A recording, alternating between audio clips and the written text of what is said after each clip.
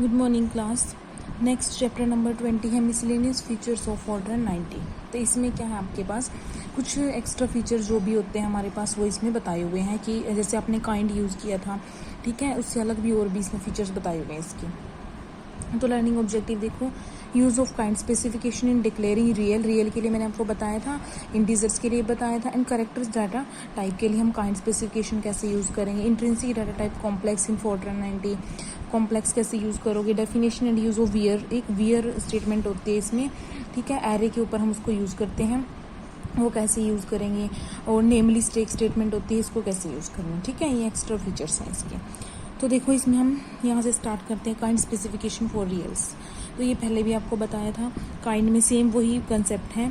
Consider example, इसने एक program बनाया, output of the program the value of b-c we get by long and hand calculation is 0.6 e-7. The output d1 b-c given by the computer is seen to this. मतलब ये हमारी होनी चाहिए, पर computer ये show करता है the answer given by the computer is incorrect. This happens because of manner in which numbers are stored in computer and calculations are perform. क्योंकि इसमें क्या है कि वही बात होगी कि कैलकुलेशन ज़्यादा लेंथी है, पर हमने जो उठाया हुआ है टाइप वो स्मॉल है, तो जिस वजह से वो आंसर गलत दे रहा है. All decimal numbers are converted to binary and stored in the computer. In doing so there will be a small conversion error which is of the order of 10⁻⁸ for computer with a word length of 32 bits. मतलब क्या है कि उसमें मतलब हमारे पास क्या है, 32 bit के कंप्यूटर में जो हमने वैल्यू स्टोर कराई है d1 में, तो वो ये वैल्यू जो स्टोर होकर ज़्यादा लेंथी हो जाती है. पर हमें क्या चाहिए, मतलब हमें उसको लार्जेस्ट में स्टोर कराने के लिए क्या करना पड़ता है, उसको काइंड में यूज़ करना पड़ता है, ठीक है. As A B and C are nearly equal in this example, b-c will have many zeros after the decimal point. As these zeros have no significance, the system automatically shifts the result ref till the leading digit after the decimal point is non-zero. The exponent is reduced by 1 for every left shift of the number. This is called normalized floating point method of storing numbers. When this is done, digits with which arise due to conversion error also shifted.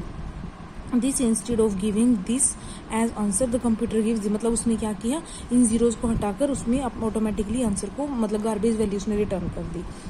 तो इसके लिए हम क्या use करते हैं, इस rounding को, इस प्रॉब्लम को रिमूव करने के लिए काइंड स्पेसिफिकेशन यूज़ करते हैं. तो यहाँ से देखो, लॉस ऑफ सिग्निफिकेंट डिजिट में be partially avoided by using higher precision. Fortran 90 allows specification of higher precision for real numbers while declaring them. If we write real kind equal to 2 और ये variable declare करा देंगे, then all the variable in the list will have a precision which is double the normal precision. In other words, if the number of significant digit in a single precision in a computer is 7, then when kind equal to 2 is specified, it would be 14. ठीक है, तो उसकी range को double कर देगा.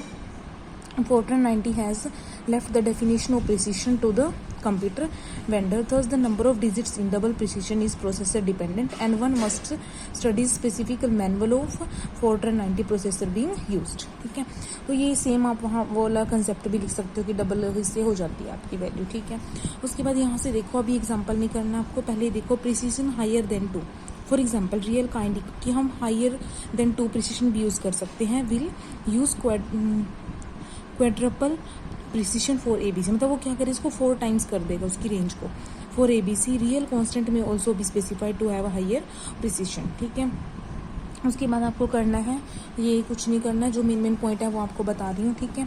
The use of kind equal to 2 for double precision make Fortran 90 program non portable as double precision is processor dependent, कि ये उसको नॉन पोर्टेबल बना देती है, मतलब वो हमारे लिए इनके सिस्टम के लिए कि कभी कभी वो आंसर इसमें भी गलत दे देता है, ठीक है, क्योंकि प्रोसेसर के ऊपर डिपेंड करती है range. To make programs portable Fortran 90 provide another specification using an intrinsic function, कि इसको पोर्टेबल बनाने के लिए क्या करते हैं, एक अनदर फंक्शन यूज करते हैं, selected real kind to allow portability of program. The declaration of real takes the form, किस फॉर्म को होता है, रियल ब्रैकेट में kind equal to selected real kind, और हम उनकी मेंटीजा पार्ट और रियल पार्ट जो एक्सपोनेंट पार्ट होते हैं उनकी रेंज से देते हैं. यहाँ पर जैसे ए है कि वो मेंटीजा पार्ट उसका 8 है, डिजिट्स का है, और 30 का ये हो गया. This declaration specified that the real variable A must have minimum precision p equal to 8 for mantissa, that is the number of significant digit in the mantissa of 8, and a minimum exponent range equal to plus minus 30. Precision available in the machine is larger, the value nearest the specification precision is returned. कि अगर वो precision ज़्यादा larger हो तो जो उसकी nearest value होगी वो रिटर्न कर देता है. The same holds for the specification of exponent. If precision specified is not available then the function returns the value -1.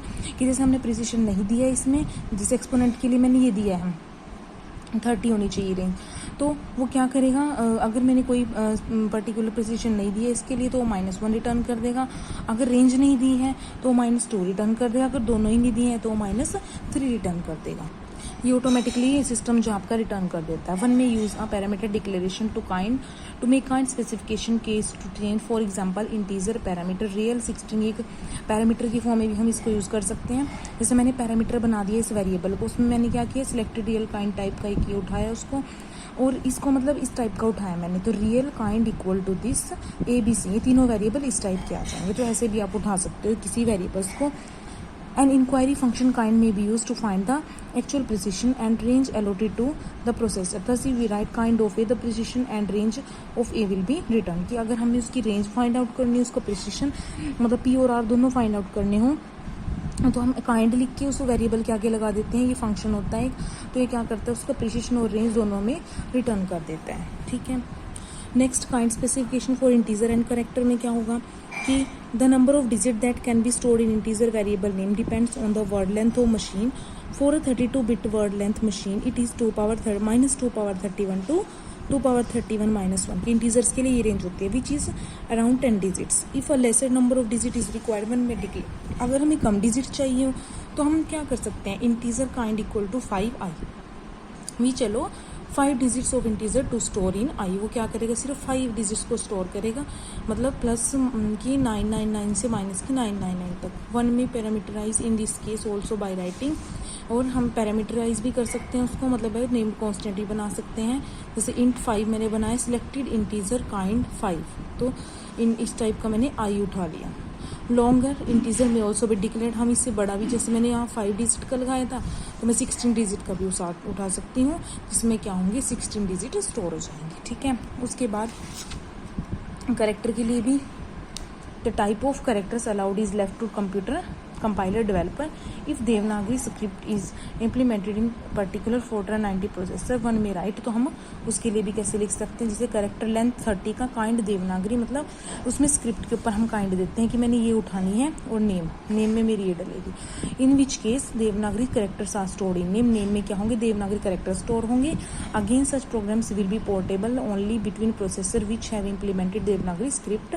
तो intrinsic function kind of name will return the kind of character use to write name. मतलब ये name क्या करेगा, Devanagari script में उठाएगा हमारा name. जैसे हिंदी में हो गया, कुछ और स्क्रिप्ट हम यूज़ कर सकते हैं. और जब हम इसके ऊपर काइंड लगा देंगे तो ये क्या करेगा, हमें उसकी वो रिटर्न कर देगा कि वो किस टाइप की मतलब करेक्टर यूज़ कर रहा है जो मेरा नेम वेरिएबल है. उसके बाद यूज़ ऑफ कॉम्प्लेक्स क्वांटिटी यहाँ से करना है आपको. There is an intrinsic data type complex. Which complex का मैंने पहले आपको बता दिया किस लिए यूज़ करते हैं, कि उसमें आपके टपल्स में आते हैं वैल्यू.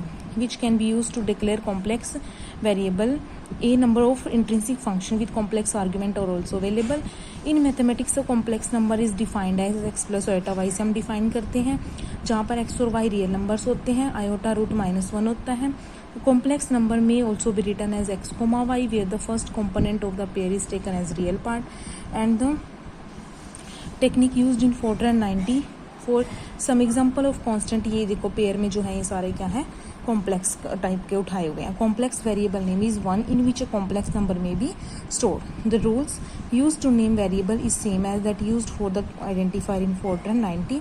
तो द डिक्लेरेशन कॉम्प्लेक्स टाइप के अगर मैंने ये डिक्लेयर किए हैं तो ये क्या होंगे, कॉम्प्लेक्स एरे में ऑल्सो भी डिक्लेयर, मतलब ये सारे कॉम्प्लेक्स टाइप के टपल्स में उठाएंगे वैल्यू. कॉम्प्लेक्स एरे भी हम यूज़ कर सकते हैं. जैसे मैंने क्या उठाया, कॉम्प्लेक्स डायमेंशन 1 से 10 का ए और बी, तो एरे में क्या होंगे, हर एक एलिमेंट टपल में आएगा. Complex variable name and constant may be connected by arithmetic operators among themselves or with reals to form complex expressions. The relational operator equal to and not equal to are the only ones allowed between complex variables और constants. के बीच में सिर्फ ये 2 operation allowed होते हैं. Complex quantity में भी raised only to integer power. वो ये है कि हम उसको इंटीजर पावर से ही रेज कर सकते हैं कोई कॉम्प्लेक्स क्वांटिटी को. Complex arithmetic statement is defined, क्या होती है कॉम्प्लेक्स वेरिएबल नेम, उसमें क्या स्टोर करा सकते हैं कॉम्प्लेक्स एक्सप्रेशन या फिर real expression. One however may not set a real variable name equal to a complex expression, ठीक है। मतलब हम क्या कर सकते हैं कि किसी रियल वेरिएबल नेम को किसी कॉम्प्लेक्स, मतलब यहाँ रियल डाल दिए हैं, कॉम्प्लेक्स एक्सप्रेशन डाल दी, वो अलाउड नहीं होता। For reading and printing complex numbers no special format is required as all complex numbers are pair of reals. E और एफ फॉर्मेट में be use for the pair of numbers. E F format use कर सकते हैं, ठीक है, पर हम कोई और फॉर्मेट यूज नहीं कर सकते क्योंकि वो पेयर में आते हैं हमारे पास, ठीक है। ये तक करना आपको ये। उसके बाद एक एग्जाम्पल दिया हुआ है, प्रोग्राम बनाया हुआ है छोटा सा, कॉम्प्लेक्स कैलकुलेशन, ठीक है। इसमें क्या होगा, इम्प्लिसिट नन वेरिएबल्स उठा लिए, कॉम्प्लेक्स टाइप के उठाए हुए हैं सारे, रियल में एक्स वाई उठा लिया। उसने क्या किया, ए और बी को 10 फॉर्मेट के अकॉर्डिंग उठाया और 4f4.1 4 क्यों लगाया, क्योंकि 2 वैल्यूज इसकी होंगी, 2 वैल्यूज इसकी होंगी, क्योंकि ये भी पेयर में होगा कॉम्प्लेक्स है, ये भी पेयर में होगा कॉम्प्लेक्स है। टोटल कितनी बनेगी, 4 बनेगी। और सी हमने क्या किया, ये इनिशियलाइज कराया 1.5 2.5। सम ए बी में क्या किया, ए और बी का सम स्टोर करा दिया। एक्स में क्या किया, रियल में कन्वर्ट करके इसको डाला, मतलब इसमें रियल पार्ट आ जाएगा इसका, क्योंकि ये कॉम्प्लेक्स ही तो नंबर होगा। और वाई में इसका imaginary part. Sum A B C में तीनों का सम करके मल्टीप्लिकेशन में इस ए को इससे मल्टीप्लाई करके, मतलब ये ऑपरेशंस लगा के किए बस यहाँ कॉन्जुगेट कर दे, इनबिल्ट फंक्शन है जो इसका कॉन्जुगेट कर देगा। और 15 फॉर्मेट के अकॉर्डिंग इन सबको प्रिंट करा दिया। तो ये आउटपुट लिखने की जरूरत नहीं, सिर्फ छोटा सा प्रोग्राम आप बना सकते हो। उसके बाद एक फीचर क्या होता है, array operation with a mask. Mask क्या होता है, the assignment of an array to another array में बी कंट्रोल। इसमें क्या होता है, हम एक एरे को दूसरे एरे में इनिशियलाइज करा देते हैं, मतलब ये एक एरे में दूसरे एरे के ऑपरेशन लगाकर, मतलब एक एरे हमारे पास गिवन है तो दूसरा एरे बना सकते हैं उस एरे को यूज करके, ठीक है। इसको हम क्या बोलते हैं, मास्क बोलते हैं। Mask is an array of logical values namely true और false. A statement called where statement is used with a mask. Simple form of where statement क्या होती है, वियर ब्रैकेट में डालेंगे मास्क एक्सप्रेशन जो भी मुझे देना है और असाइनमेंट एरे असाइनमेंट स्टेटमेंट, ये सेंटेक्स होता है, ठीक है। एग्जांपल से हम देखेंगे, in the both statement mask expression is logical expression having the same shape, ठीक है। जो एरे की शेप होती है वो इसकी शेप होती है as the array participating in the array assignment statement. जो असाइनमेंट स्टेटमेंट में और जो यहाँ पर डालेंगे उनका जो है शेप जो है सेम होनी चाहिए। The assignment statement is executed only for the position of the array for which the mask expression is true। मतलब जहाँ ट्रू होगा तो वो एग्जीक्यूट होती रहेगी जो एक्सप्रेशन हम देंगे, अदरवाइज वो नहीं होगी। तो सी वी राइट, जैसे मैंने एग्जांपल लिखा, एरे नॉट इक्वल टू 0, मतलब जहाँ पर उसके एलिमेंट नॉन जीरो है तो बी एरे एक हम बनाएंगे 1.5 से मल्टीप्लाई करके इस एरे के एलिमेंट्स को, ठीक है। Effect of this statement will be multiply all non zero values of array by 1.5। जैसे मैंने एरे क्या किया, देखो फॉर एग्जाम्पल एरे क्या है मेरा, ये है, ठीक है। बी एरे बनाना है मेरे को, तो जहाँ जहाँ नॉन जीरो होंगी वो वैल्यूज 1.5 से मल्टीप्लाई होकर बी एरे बन जाएगा। तो देखो ये नॉन जीरो है, यानी 1.5 से मल्टीप्लाई होकर 1.5, बाकी बीच की सारी जीरो आ जाएंगी। फिर इससे करेंगे तो 3.0 मतलब 3, ठीक है। बीच में फिर 0, फिर इससे करेंगे तो 4.5, मतलब बी एरे कैसे बनेगा, उसके नॉन जीरो एलिमेंट्स को मल्टीप्लाई करके। तो वियर स्टेटमेंट है, हम ऐसे कोई एरे बना सकते हैं। Observe that array is a spare the multiplication operation has deduced. Another form, हम इफ कंडीशन की तरह भी इसको यूज कर सकते हैं वियर स्टेटमेंट को। जैसे वियर मास्क एक्सप्रेशन अगर ट्रू हुई तो array assignment statement 1, else wear array assignment statement 2। जैसे एग्जांपल ये हो गया, वेयर एरे नॉन जीरो है तो बी एरे में क्या डलेगा, 1 डिवाइडेड बाय एरे के एलिमेंट डिवाइड करके डलते जाएंगे, एल्स वेयर 0 सेट होता जाएगा। जैसे अब बी एरे ये बना है, जब एरे मेरा ये है, देखो अब ये नॉन जीरो है, 1 डिवाइडेड बाय 1 तो फर्स्ट एलिमेंट 1 आ गया, बाकी ये सारे जीरो हैं। फिर 2 आया तो नॉन जीरो है, मतलब ऊपर वाला पार्ट ट्रू होगा तो 1 डिवाइडेड बाय 2 क्या बनेगा, 0.5, ठीक है। ऐसे फिर 0 आ गया, फिर 3 है, 1 डिवाइडेड बाय 3 तो क्या बनेगा ये। तो ऐसे हम यूज कर सकते हैं। Where construct is similar to if construct except the where operation on a whole array, मतलब इसमें हम होल एरे के ऊपर ऑपरेशन लगा सकते हैं। लास्ट है topic name list input. Output में क्या होता है कि मैं जो भी लिस्ट देती हूँ उसके बारे में, जैसे हम फाइल में करते थे कि फाइल का हम पूरी, जैसे हमने किसी फाइल का वो डालना होता था, स्टूडेंट इसकी फाइल का नेम क्या है, फॉर्मेट है, वो सारी रिटर्न कर देता था। तो इसमें भी क्या होता है कि पूरी लिस्ट के बारे में डाटा हमें रिटर्न कर देता है।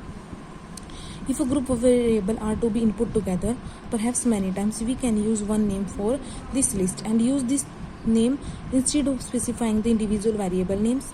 For example, if in a group in the program we have to output the values of the following variable, जैसे मुझे किसी इन वेरिएबल्स की वैल्यू चाहिए कि लेंथ 15 का नेम है, मार्क्स है, क्लास पोजीशन, एवरेज मार्क्स, तो मैं नेम लिस्ट डाल के स्लैश के अंदर पहले स्टूडेंट डाटा लिखूंगी कि ये स्टूडेंट का डाटा है।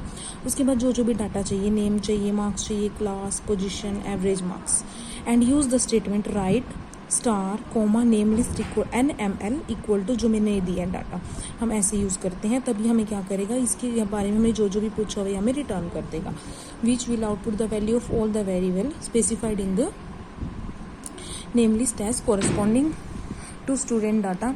The output produced will be ampersand character, मतलब क्या होगी, एम्परसेंट उसके आगे लगा होगा आउटपुट में, followed by the name student data use to name the group, followed by the value of the variable specified in the group. For example, being constructed it will be shown in the output. जैसे program बनाया हुआ है, पहले तो programme output name list, उसमें क्या क्या उठाया, नेम ये हो गया, ठीक है, ये मार्क्स हो गए, क्लास होगी, पोजीशन होगी, एवरेज मार्क्स होगी। नेम लिस्ट में ये डाली मैंने, ठीक है, प्रिंट करा दिया आउटपुट 1 स्टूडेंट डाटा। ये मैसेज हो गया, और कैसे प्रिंट कराना है, write unit equal to star NML student data name list है। और आउटपुट कैसे देगा उसकी स्टूडेंट डाटा की, जैसे ये मैसेज आ जाएगा पहले, फिर एम्परसेंट डाल के स्टूडेंट डाटा जो हमने यहाँ दिया है ये देगा। उसके बाद सारे वो जो जो भी मैंने ऊपर उठाए हुए वो सारे यहाँ पर प्रिंट करा देगा मुझे उनकी डिटेल। तो name list feature has many restrictions in it use which we have not mention, मतलब ऐसे वो हमारी फाइल उसके बारे में जो भी हम जिस भी वेरिएबल के बारे में, जिस भी जैसे स्टूडेंट का रिकॉर्ड था उसके बारे में डाटा फाइंड आउट करना, तो वो सारा हमें रिटर्न कर देती है नेम लिस्ट। ओके, तो यहाँ तक आपका ये चैप्टर नंबर 20 कंप्लीट हो जाता है। नेक्स्ट लास्ट चैप्टर आपका रहता है, उसके बाद आपका सिलेबस कंप्लीट है। ओके।